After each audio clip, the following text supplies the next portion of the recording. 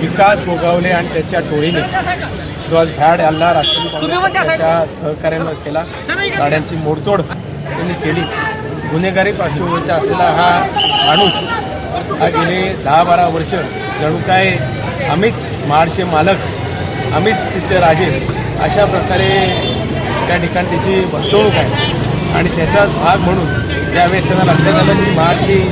जनता ही त्यांना ह्या निवडणुकीच्या माध्यमातून टोक दाखवणार आहे, हे जेव्हा लक्षात आलं मग ते मूळ रूपावर ते त्या दिवशी म्हटले कुठेतरी ही बाजू बघितली, आमची ही बाजू बघितली नाही, आज ही बाजू पण त्यांनी जी आहे ही आज त्यांच्या कृतीतनं गुन्हेगारी पार्श्वभूमीची आहे, जे ते त्या दिवशी बोलले हे त्यांनी आज दाखवून दिले.